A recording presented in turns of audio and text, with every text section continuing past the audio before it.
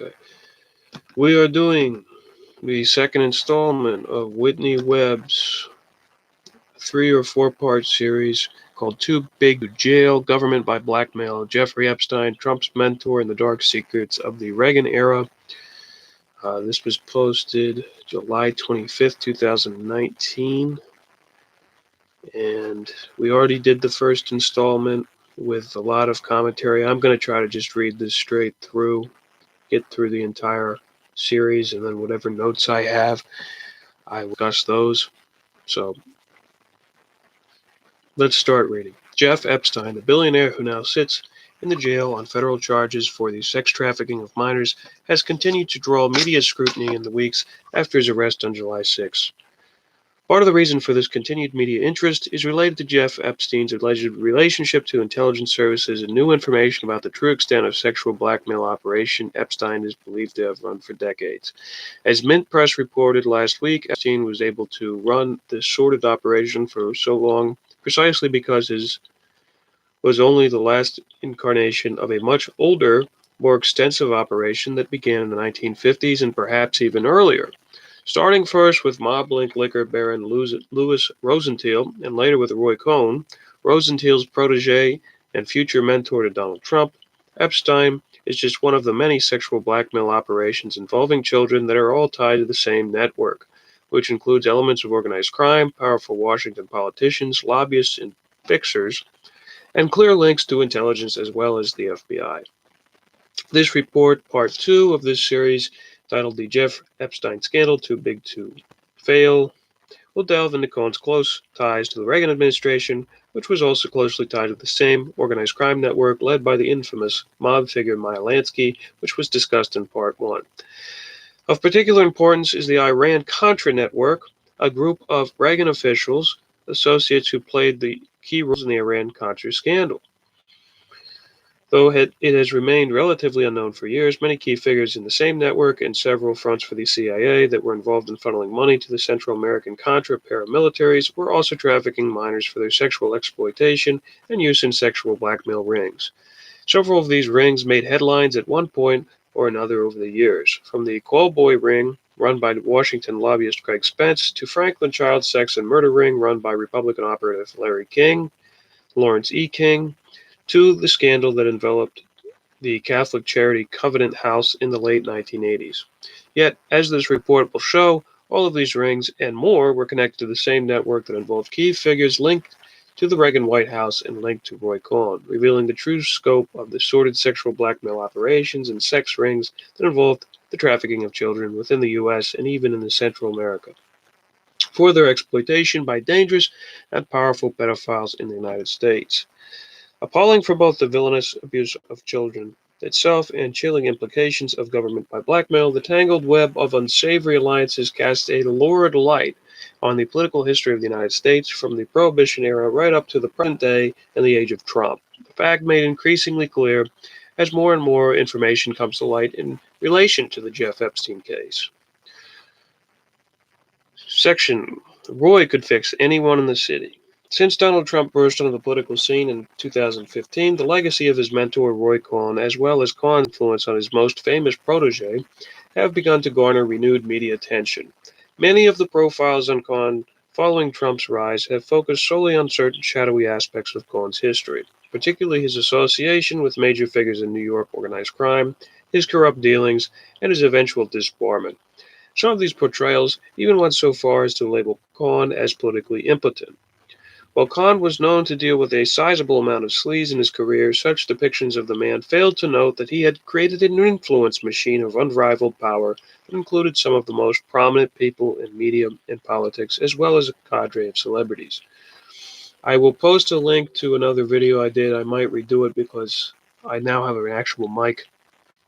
Um, but it's the Executive Intelligence Review article called Dirty Dick Morris and the Roy Cohn Mob. And it actually has charts and charts and graphs that show the connections between Roy Cohn and Dirty Dick Morris and The fact that Cohen had family members, Dick Morris had certain family members that were helping him control New York City politics. And eventually, Dick Morris infiltrates the Clinton White House and helps, destroy the Clinton presidency. Going on. Cohen was closely associated with numerous celebrities, famous politicians, and political operatives. Many of his birthday parties over the years attracted such famous figures such as artist Andy Warhol, fashion designer Calvin Klein, and comedian Joey Adams, as well as notable political figures including former mayor of New York, Abraham Beame, and then assemblyman from Brooklyn and future Senator Chuck Schumer. Among others, in 1979, Margaret Trudeau, mother of current Prime Minister of Canada Justin Trudeau, attended Cohen's birthday party, where she famously toppled his custom birthday cake. And of course, Donald Trump, who became Cohen's protege in the mid 1970s, was a frequent fixture at social events held in Cohen's honor. Politicians, journalists, and celebrities invited to Cohen's exclusive parties were said to be those who had open accounts in Cohen's favor bank, his nickname for his unofficial balance sheet of political favors and debts that was surely informed and influenced by his extensive involvement in sexual blackmail operations from the 1950s well into the 1980s. Many of Cohen's celebrity friendships were cultivated through his relationship with and frequent appearances at the famous and famously debaucherous New York nightclub Studio 54, which was described by Vanity Fair as the giddy epicenter of 70s hedonism, a disco hothouse of beautiful people, endless cocaine, and every kind of sex. Cohen was a longtime lawyer of the club owners Steve Rubell and Ian Schrager. Among Cohen's closest friends were Barbara Walters, to whom Cohen often referred as his fiancée in public, and whom he later introduced to the head of the U.S. Information Agency, Chad Wick, and other high rollers in the Reagan White House. Yet Walters was just one of Cohen's powerful friends in the media, a group that also included Abe Rosenthal, executive editor of New York Times, William Safire, longtime New York Times columnist and New York Magazine contributor, and George Sokolsky of the New York Herald Tribune, NBC, and ABC. Sokolsky was a particularly close friend of both Cohen and former FBI Director J. Edgar Hoover, whose involvement in Cohen's sexual blackmail operation is described in Part 1 of this investigative series. Sokolsky ran the American Jewish League Against Communism with Cohen for several years, and the organization later named its Medal of Honor after Sokolsky. Cohen was also the attorney and friend of media mogul Rupert Murdoch, and according to New York Magazine, whenever Roy wanted a story stopped, item put in, or a story exploited, Roy called Murdoch. And after Murdoch bought the New York Post, Cohen wielded the paper as his personal shiv. According to the late journalist Robert Perry, the friendship between Murdoch and Cohen first began thanks to their mutual support for Israel. Cohen also leaned on his lifelong friend since high school, Cy Newhouse Jr., to exert media influence. Newhouse also oversaw the media empire that now includes Vanity Fair, Vogue, and GQ, The New Yorker, and numerous local newspapers throughout the United States, as well as a major interest in cable television. New York Magazine also noted that Cohen used his influence in the early 80s to secure favors for himself and his mob clients in Newhouse publications. In addition to Newhouse, Cohen's other high school pals, Generoso Pope Jr. and Richard Berlin, later became the owners of National Enquirer and the Hearst Corporation, respectively. Cohen was also a close friend of another media mogul, Mort Zuckerman, who, along with Rupert Murdoch, would go on to befriend Jeffrey Epstein. Cohen's media confidants, like journalist William Buckley of the National Review and Firing Line, often attacked Cohen's political enemies, particularly longtime Manhattan District Attorney Robert Morgenthau. In their columns using Cohen as an anonymous source, Buckley, whom historian George Nash once called the preeminent voice of American conservatism and its first great ecumenical figure, received the George Sokolsky Medal alongside Cohen's mob-linked client and Supreme Commander Louis Rosenthal from the Cohen-run American Jewish League Against Communism in 1966. Buckley later got a heavily discounted $65,000 loan to buy a luxury boat from a bank where Cohen had held influence and whose president Cohen had hand-picked, according to the 1969 article in Life magazine. Buckley, along with Barbara Walters, Alan Dershowitz, and Donald Trump, would later serve as character witnesses for Cohen during his 1986 disbarment hearings, and all but Buckley would later draw controversy for the relationships with Jeff Epstein. With connections like this, it's no wonder that Stanley Friedman, a law partner of Cohen, who was later imprisoned over a kickback and bribery scandal while serving as New York's deputy mayor, told journalist Marie Brenner in 1980 that Cohen could fix anyone in the city. Politically ubiquitous and polygamous. There we go.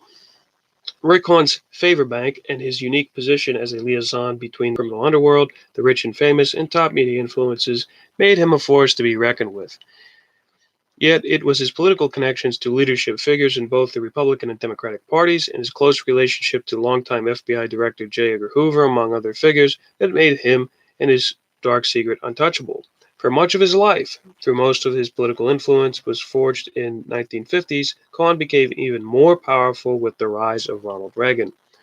Even though he nominally maintained his affiliation with the Democratic Party throughout his life, Cohen was a well-known fixer for Republican candidates, and this is clearly seen in outsized roles during the 1976 and 1980 presidential campaigns of Ronald Reagan.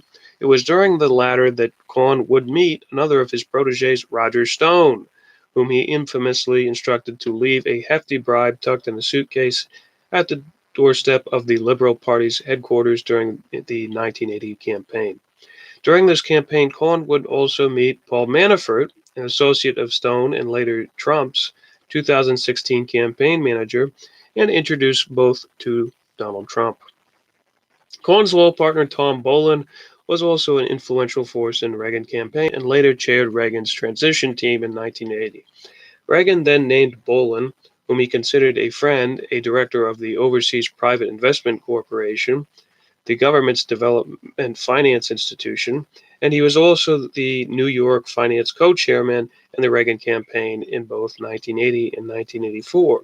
Bolin was also close to another in Cohen's circle, such as William F. Buckley, Donald Trump, and Rupert Murdoch. Furthermore, Bolin was instrumental in securing federal judgeships for several individuals who would later become influential, including future FBI Director Louis Freeh. Cohen was also able to get friends of clients appointed as federal judges, including Donald Trump's sister, Marion Trump Berry. After Berry was appointed as a federal judge, Trump called Cohen to thank him for pulling the strings on his sister's behalf. Though Cohen was not given a public position in the Reagan administration, he was not merely a dirty trickster who worked in the shadows during the Reagan campaigns. In fact, he was closely working with some of the more visible faces of the campaign, including the then communications director for Reagan's 1980 campaign and later CIA Director William Casey. According to Christine Seymour, Cohen's longtime switchboard operator for the late 1960s up until his death in 1986, who listened in on his calls, Casey and Cohen were close friends, and during the 1980 campaign, Casey called Roy almost daily. Now, I'm going to include just one more note in here is I think that William F. Buckley and William Casey are both Knights of Malta. There's a certain point in history where the Knights of Malta begin working directly with the Zionist lobby through something called the Jerusalem Foundation, which is headquartered, I think, in London and in Israel. Just a side note there.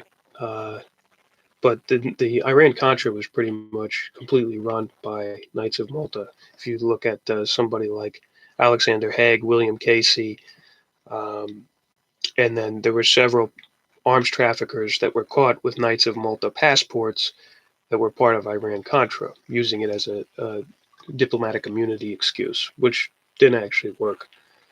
But going on, Seymour also noted that one of Cohen's other most frequent phone pals and closest friends was Nancy Reagan, and she was also one of his clients. Reagan, whose influence over her husband was well known, was so close to Cohen that it was largely his death from AIDS that led her to encourage her husband to seek more funding for AIDS research. Prior to Cohen's death, Nancy and her husband Ronald secured his spot in an exclusive experimental AIDS treatment program, despite the Reagan administration's well-documented non-response to AIDS crisis of the era. Ronald Reagan was also a friend of Cohen's, and according to late journalist Robert Perry, lavished favors on Cohen, including invitations to White House events, personal thank you notes, and friendly birthday wishes over the course of his presidency. Given that Reagan heavily courted the evangelical right and promoted family values as president, the close ties between not only himself but his inner circle with Cohen may seem odd. However, Reagan, like Cohen, had deep ties to the same organized crime factors that were among Cohen's clients and affiliates of the same mafia figures close to Cohen's own mentor, Louis Rosenthal.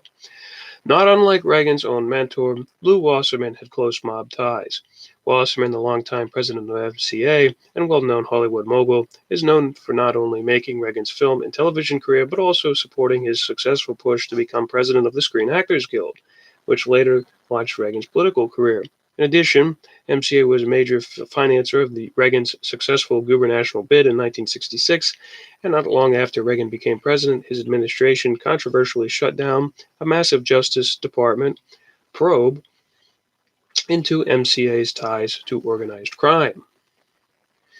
According to Sean Swords, a documentary filmmaker who explored Reagan's ties to MCA in Wages of Spin, number 2, Bring Down That Wall, he says, Ronald Reagan was an opportunist. His whole career was guided by the MCA, by Wasserman and MCA founder Jules Stein, who bragged that Reagan was malleable, that they could do what they wanted with him, that things about Reagan being tough on organized crime, that's a fallacy. Sword's characterization of this relationship is supported by unnamed Hollywood source cited in a declassified DOJ document who called Reagan a complete slave of MCA who would do their bidding on anything. One more night of Malta link. Lew Wasserman got Jack Valenti installed as the head of Motion Picture Association. And Jack Valenti was a notable Kennedy cabinet member, LBJ cabinet member. I think they have a picture of him winking with LBJ after the Kennedy assassination, but he's also a Knight of Malta. But going on. What elements of organized crime were connected to Wasserman? As a young man, Lew Wasserman joined the Mayfield Road Gang, which was run by Mo Dalitz, a close friend of Meyer Lansky, who, per the FBI, was a powerful figure in Lansky's criminal enterprise, second only to Lansky himself among members of the Jewish mob. Lew Wasserman would later marry Edith Beckerman, whose father was Dalitz's lawyer, Wasserman's closest friend and lawyer. Sidney Korshak also had ties to Dalitz and once partnered with Lansky in the Acapulco Towers Hotel. Notably, the magazine New West stated in 1976 that Korshak was the logical successor to Meyer Lansky. Korshak, as a lawyer, fit a niche similar to Roy Cohn and gained a reputation as the bridge between organized crime and respectable society. In addition, the DOJ probe into MCA that the Reagan administration quashed was reportedly spurred after the Justice Department learned that an influential member of the Gambino crime family, Salvatore Pisello, was doing business with the massive entertainment company. At that time, the boss of the Gambino crime family, Paul Castellano, was a client of Roy Cohn. Cohn, Murdoch, and the Contras.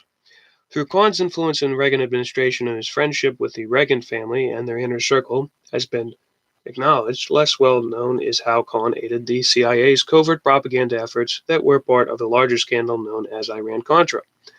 Cohn, whose influence over the press has already been detailed, forged close ties with the director of the U.S. Information Agency, Chad Wick, even hosting a luncheon in Wick's honor that was widely attended by influential figures in conservative press, as well as senators and representatives. Soon after CIA Director and Cohn friend William Casey was spearheading an extensive PR campaign aimed at shoring up public support for Reagan's Latin American policies, including support for Contra paramilitaries. This domestic propaganda effort was technically legal and required the CIA outsource the job to private sector to minimize the risk of fallout. As Robert Perry reported in 2015, Wick took the lead in obtaining private funding for the effort, and just a few days after Wick promised to find private support, Cohn brought his close friend, the media mogul Rupert Murdoch, to the White House.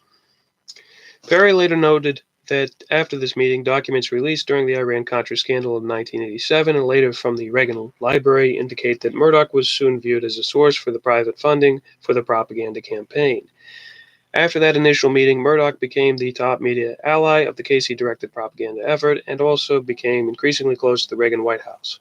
Murdoch, as a consequence, benefited greatly from Reagan's policies and his friendship with the administration, which allowed Murdoch to increase the U.S. media holdings and to create Fox Broadcasting Corporation in 1987. The Man in the Black Tuxedo.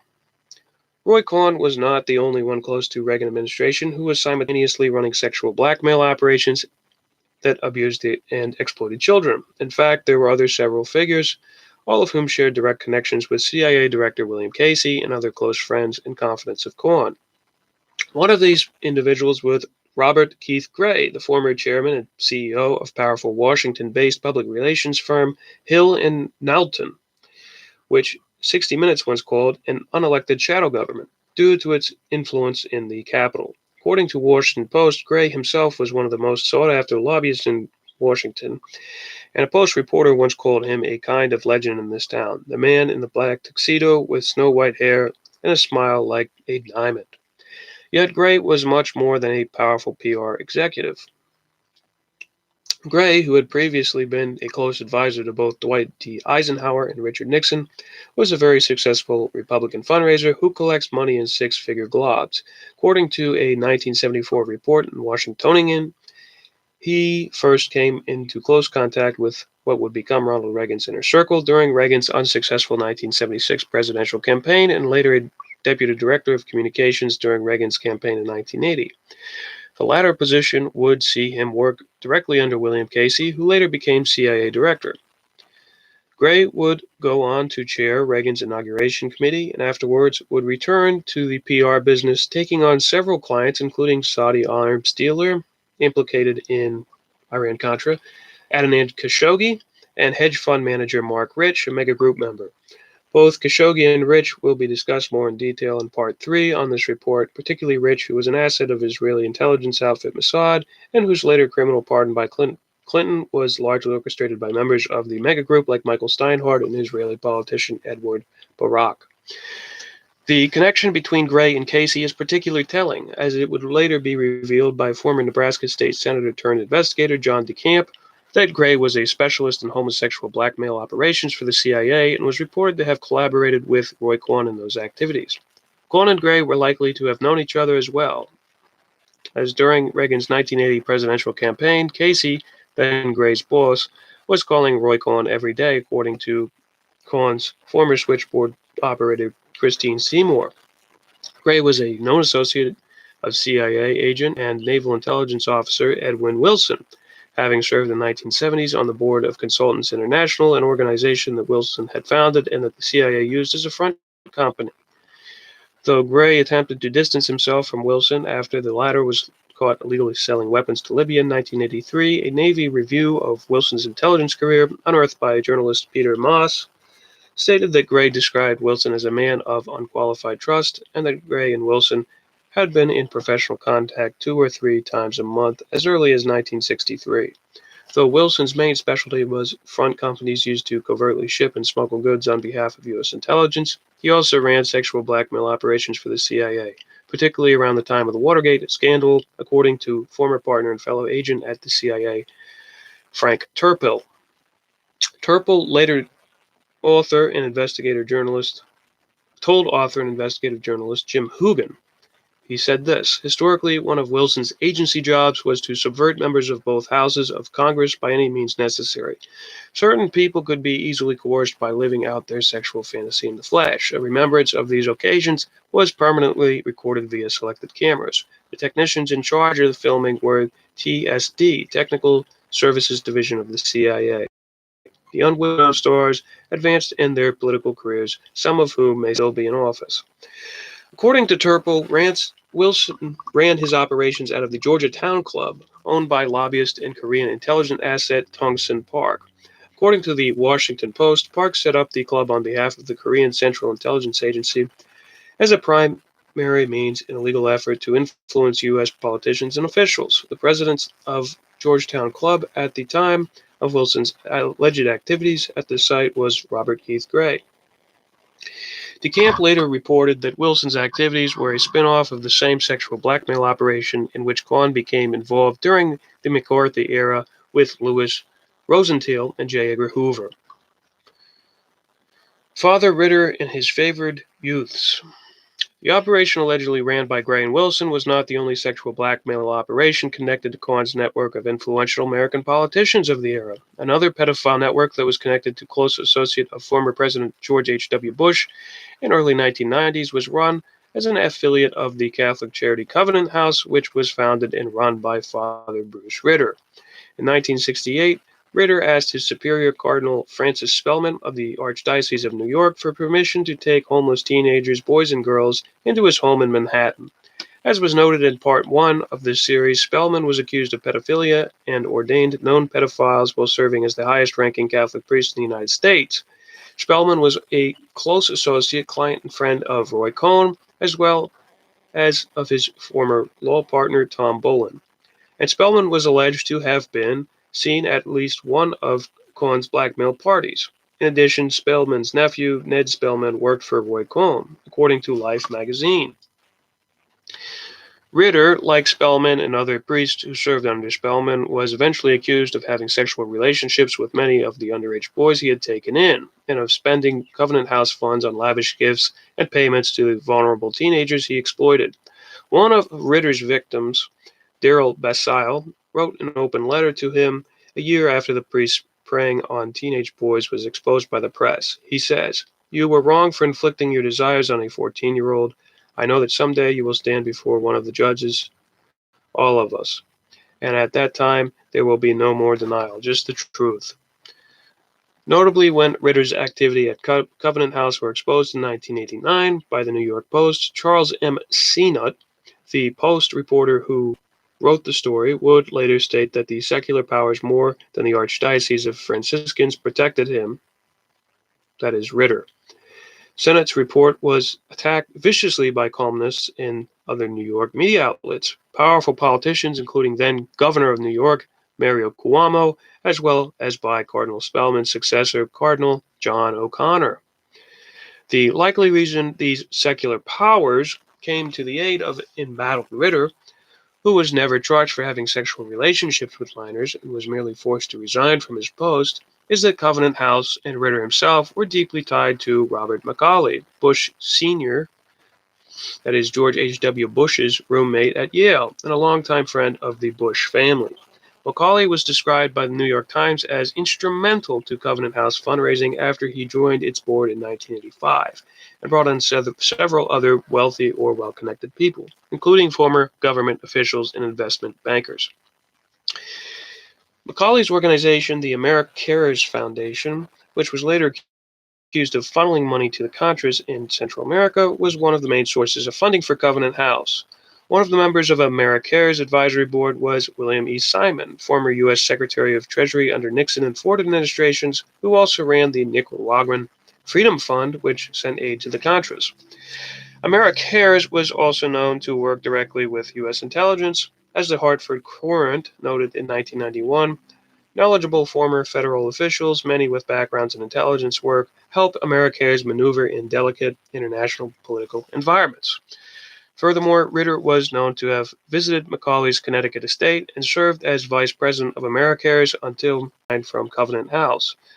Notably, George H.W. Bush's brother Prescott was also on the AmeriCares advisory board. After George H.W. Bush died last year, AmeriCares stated that he had been instrumental in founding the health-focused relief and development organization. Years before Ritter was outed as a pedophile who preyed on the disadvantaged and vulnerable teenagers who sought refuge at his charity Covenant House, was praised heavily by President Ronald Reagan, even earning a mention in his 1984 State of the Union address, which called Ritter one of the country's unsung heroes. From 1985 to 1989, Covenant House operated budget grew from $27 million to $90 million, and its board came to include powerful individuals, including top executives at IBM, Chase Manhattan Bank, and Bear Stearns. It was during this time that Covenant House grew into an international organization, opening branches in several countries, including Canada, Mexico, and elsewhere in Central America. Its first branch in Central America was opened in Guatemala and was headed by Roberto Alios Arzu, a CIA asset whose plantation was used to train troops used in CIA's failed Bay of Pigs invasion of Cuba. Alios Arzu was also an associate of former U.S.-backed dictator of Nicaragua, Anastasio Somoza, and a member of the Knights of Malta. There it is again. A Catholic order to which former CIA Director William Casey and Roy Cohn's lawyer partner Tom Boland also belonged. Aleos Arzu also worked for Americares and was tied to several Central American paramilitary groups.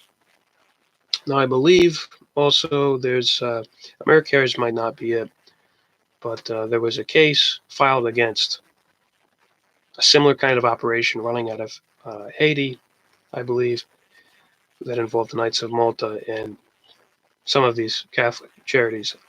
I want to look and see if that was Americares, but going on. Intelligence community sources cited by DeCamp assert that the Aleos Arzu-led branch of Covenant House procured children for a pedophile ring based in the United States. Years later, Mikasa, another U.S.-run charity in Guatemala that George H.W. Bush had personally toured with his wife Barbara in 1994, was accused of rampant pedophilia and child abuse. The downfall of Washington's Jay Gatsby. Subheading. After having left his job as an ABC News correspondent in the 1980s, Craig Spence found success as a prominent conservative Washington lobbyist. Spence would soon find his fortunes shift dramatically when in 1989 it was revealed that he had been pimping out children to the power elite in the nation's capital throughout the 1980s in apartments that were bugged with video and audio recording equipment. Much like Jeffrey Epstein, who ran a similar operation, Spence was often likened to Jay Gatsby, the mysterious wealthy figure from the well-known Fitzgerald novel The Great Gatsby. A 1982 New York Times article written about Spence said that his personal phone book and party guest list contributes a who's who in Congress, government, and journalism. Stated that Spence was hired by his clients as much for whom he knows as what he knows. Spence was also known to throw lavish parties, which the Times described as glittered with notables from ambassadors to television stars, from senators to senior State Department officials.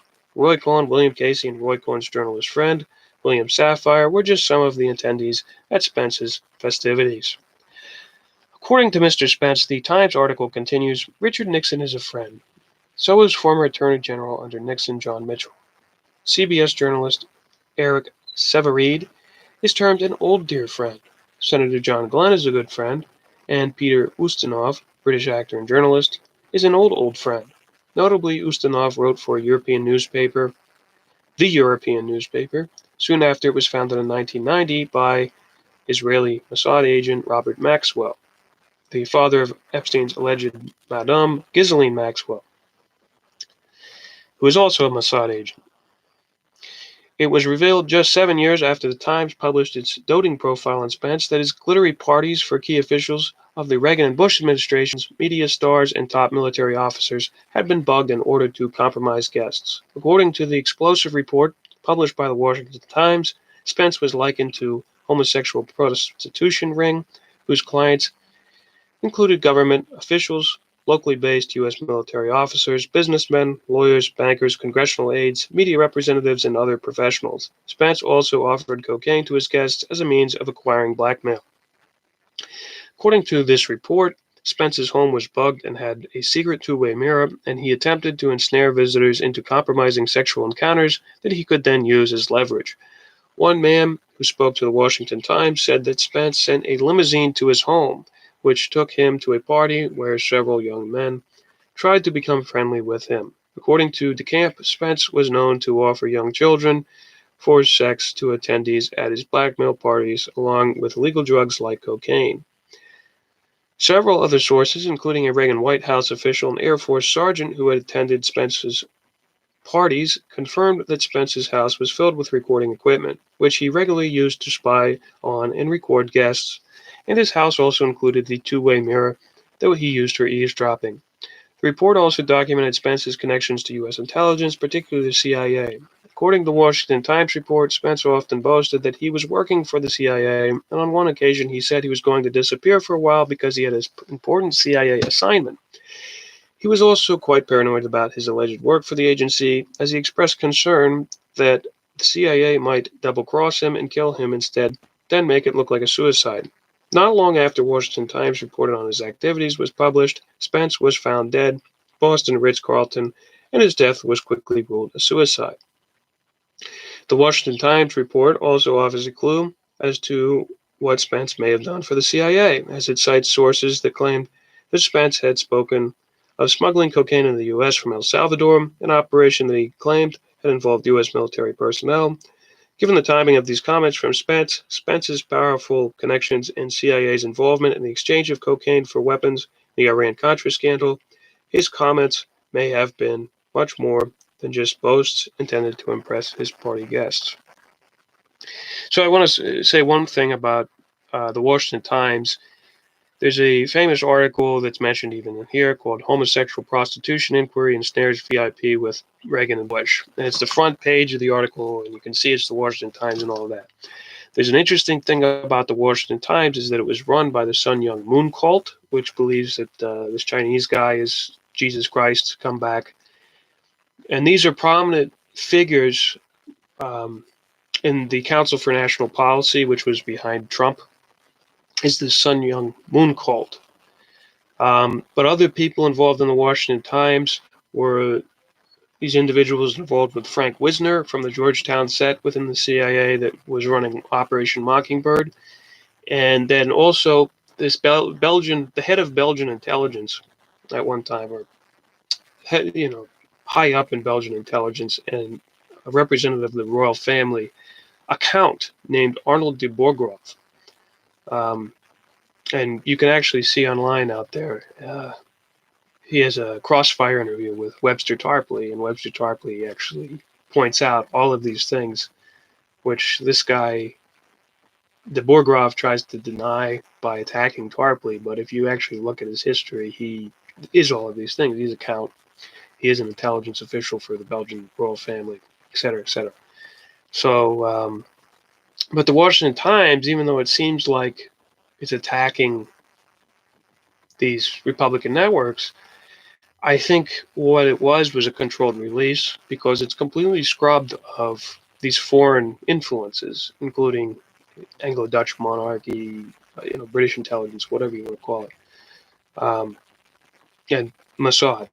So it basically is this typical thing that appeals to the left that blames everything on the CIA. But continuing.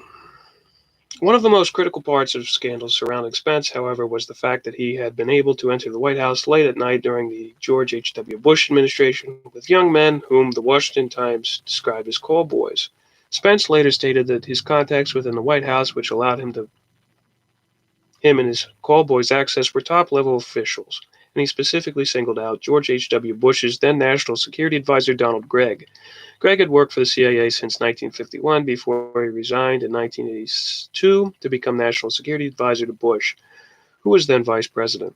Prior to resigning from his post at the CIA, Gregg had worked directly under William Casey in the late 1970s alongside a young William Barr in stonewalling the Congressional Pike Committee and Church Committee, which investigated the CIA beginning in 1975. Among the things that they were tasked with investigating were the CIA's love traps, or sexual blackmail operations, used to lure foreign diplomats to bug departments, complete with recording equipment and two-way mirrors. Barr would later become Bush's Attorney General, rising to that post yet again under Trump. Furthermore, Barr's father worked for the precursor to the CIA, the Office of Strategic Services, and recruited a young Jeffrey Epstein, then a high school dropout, to teach at the elite Dalton School, from which Epstein was later fired. A year prior to hiring Epstein, Donald Barr published a science fiction fantasy novel about sex slavery. Notably, the same year Donald Barr hired Epstein, his son was working for the CIA. Bill Barr has refused calls to recuse himself from the Epstein case, even though he worked at the same law firm that represented Epstein in the past. Donald Gregg is also connected to Roy Cohn's influence machine through his daughter marriage to Christopher Buckley, the son of conservative journalist William Buckley, close confidant and friend of both Roy Cohn and Cohn's law partner Tom Bolin. The Washington Times report on Spence's child sex ring also revealed his close ties to none other than ubiquitous Roy Cohn. One of the Times sources for its first story on the scandal alleged that he had attended a birthday party for Roy that Spence had hosted at his home, and that CIA Director William Casey was also in attendance. Spence was also said in the report to often brag about his social companions and regularly mention Kwan and claimed to have hosted Kwan at his house on occasions other than the aforementioned birthday party. Subheading Bodies by God. The revelation of Craig Spence's callboy ring soon led to the discovery of infamous Franklin child sex abuse and ritual murder scandal. The sordid operation was run out of Omaha, Nebraska by Lawrence E. King, a prominent local Republican activist and lobbyist who ran the Franklin Community Federal Credit Union until it was shut down by federal authorities. Wrote in a May 1989 article in Omaha's World Herald, probe into the King Credit Union and sex ring, there's a telling revelation. In the 66.5 months since federal authorities closed Franklin, rumors have persisted that money from the credit union somehow found its way into Nicaraguan Contra rebels. The possibility that King's fraudulent credit union was covertly funding the Contras was supported by subsequent reporting by the Houston Post's Pete Broughton, who discovered that the CIA, in conjunction with organized crime, had secretly borrowed money from various savings and loan S&L institutions to fund covert operations. One of those S&L organizations had Neil Bush, George H.W. Bush's son, on its board and had done business with King's organization. Another link between King and Iran-Contra team is the fact that King had co-founded and subsequently donated over $25,000 to an organization affiliated with Reagan administration, Citizens for America, which sponsored speaking trips for Lieutenant Colonel Oliver North and Contra leaders. The director of Citizens for America at the time was David Carman, who simultaneously ran a public relations firm with the former head of covert operations at the Casey-led CIA, his father Gerald, who had also been appointed by Reagan to head the General Services Administration and to a subsequent ambassadorship. One of the investigative journalists who researched the Craig Spence ring later told DeCamp that Spence's ring was connected to Lawrence C. King. The way we discovered Larry King and his Nebraska-based callboy ring was by looking through the credit card chits of Spence's ring, where we found Lawrence C. King's name. It was later revealed that King and Spence were essentially business partners, as their child trafficking rings were operated under a larger group that was nicknamed Bodies by God. Exactly how many groups operated under this umbrella group, Bodies by God, is unknown. Yet what is known is that the rings run by both King and Spence were connected to each other, and both were connected to prominent officials in Reagan and subsequent George H.W. Bush administration, including officials with the ties to the CIA and Roy Cohn and his network. Indeed, Spence, just before his alleged suicide in the Boston Ritz-Carlton, had hinted to Washington Times reporter Michael Hedges and Jerry Sieper, who had originally broken the story, that they had merely scratched the surface of something much darker. All this stuff you're uncovering, he says, involving callboys, bribery, and the White House tours, to be honest with you, is insignificant compared to the other things I've done. But I'm not going to tell you those things, and somehow the world will carry on. It is worth noting the role of the FBI in all of this, particularly in the Franklin child sex abuse scandal. Indeed, Larry King's child sex abuse ring was quickly and aggressively covered up by the FBI, which used a variety of underhanded tactics to bury the reality of King's sordid operation. Here it is. Important to recall the key role of FBI Director J. Edgar Hoover played in his similar sexual blackmail operations that abused children, and his close relationship between Hoover and Louis Rosenthal, who later employed Hoover's former right-hand man at the FBI, Louis Nichols. Years later, documents released by the FBI would show that Epstein became an FBI informant in 2008 when Robert Mueller was the Bureau's director in exchange for immunity for then pending federal charges, a deal that fell through with Epstein's recent arrest on new federal charges. In addition, former FBI Director Louis Freeh, who would be hired by Alan Dershowitz, who is accused of raping girls at Epstein's home, and was one of the character witnesses for Roy Cohn to intimidate Epstein's victims. As previously mentioned, Freeh's past appointment as a judge for the United States District Court for the Southern District of New York was orchestrated by Cohn's law partner Tom Bolin. So many connections. Plus, the FBI's cover-up of the Franklin case, just one example of the Bureau's long-standing practice of protecting these pedophile rings when they include members of the American political elite and provide the FBI with a steady supply of blackmail. It also makes it worth questioning the impartiality of one of the main prosecutors in the Jeffrey Epstein case, who is Maureen Comey, who is the daughter of former FBI Director James Comey. Subheading: The Rot at the Top. While there were several sexual trafficking operations connected to both Roy Cohn and his halls of power under the Reagan administration, in a matter of months after Cohn's death, it appears that another individual became a central figure in the powerful network that Cohn had cultivated. That individual, Jeff Epstein, would be recruited after his firing from the Dalton School by Alan Ace Greenberg, a close friend of Cohn, to work at Bear Stearns.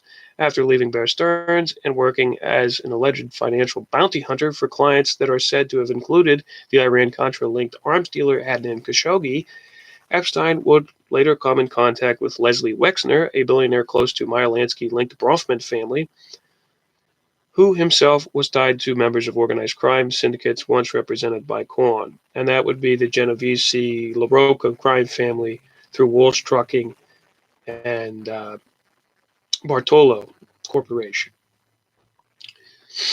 The same year that Wexner would begin his decades-long association with Epstein, another Cohn friend with ties to the Reagan White House and Trump family, Ronald Lauder, would provide Epstein with an Austrian passport containing Epstein's picture, but a false name. Lauder, Wexner, and the Bronfmans are members of the elite organization known as the Mega Group, which also includes other Meyer Lansky-connected philanthropists like hedge fund manager Michael Steinhardt. While Epstein shares considerable overlap with the network described in this report and part 1 of the series, he is also deeply connected to the Mega Group as well as associates, including Ghislaine Maxwell, father of Robert Maxwell. Part 3 of the series will focus on the Mega Group and its ties to the network that have been described in parts 1 and 2. In addition, the role of the State of Israel, the Mossad, and several global pro-Israel lobby organizations will be discussed in relation to this network of sexual blackmail operations and Jeff Epstein. It is here that the full breadth of the Epstein scandal comes into view. It is a criminal and unconscionable blackmail operation that has been run by influential figures hidden in plain sight for over half a century, exploiting and destroying the lives of untold numbers of children in the process. Over the years, it has grown many branches and spread well beyond the United States, as seen by the activity of Covenant House in Latin America and Epstein's own international effort to recruit more girls to be abused and exploited. All of this has taken place with the full knowledge and blessing of top figures in the world of philanthropy and the U.S. government and intelligence communities, with great influence over several presidential administrations, particularly since the rise of Ronald Reagan and continuing through Donald Trump. Now, my additional notes here is that this article series does not provide a full discussion of the sexual blackmail rings. I believe there is heartily, as always, ignored a section of British intelligence involved, since British intelligence through the SOE was responsible for creating the Meyer Lansky networks, the OSS, Israel, Saudi Arabia. And that's commonly missed throughout anything that I've heard on the Mega Group. And you have to look at it from this perspective that the right wing in the United States, the libertarian right wing, which is the Council of National Policy, Heritage Foundation, Mont Pelerin type people, they all have one thing in common, which is that they are pursuing a kind of society that is post-industrial, neo-feudal. And part of the origins of this are the works of Jeremy Bentham and John Stuart Mill. Both guys closely associated with, I know that John Stuart Mill for a fact worked for the East India Company. Bentham closely associated, I think, through what's called the Halle-Berry School of Economics, which was the college created by the East India Company. And Bentham was the guy that created the concept of public virtues, private vices. He wrote something called in defense of buggery, or in defense of pederasty, was one of his major theses. And he also wrote in defense of usury. And more so, there have been these gigantic pedophile scandals, including Lord Mountbatten, who was blown up supposedly by the IRA at a time when British officials said that they had completely infiltrated the IRA. Lord Mountbatten has been implicated in abusing many children. But you also have Prince Andrew, and who's the creepy guy with the funny glasses that had skeletons under his? There was a BBC announcer. That guy. But there's tons more of British pedophiles, and I believe that if you actually do the due diligence and start looking into the City of London and the royal family, you'll find much more of the same thing. That this is older and it goes back farther than just United States blackmail operations. But that's pretty much it. The point of these videos is kind of that people can listen to this like a podcast. I really don't think that people should sit here and watch me read articles. I hope that people will download these things and listen to them like a podcast. And I plan on reading a lot more because, a lot of people don't have time to read articles. So that's kind of the point. Like and subscribe, and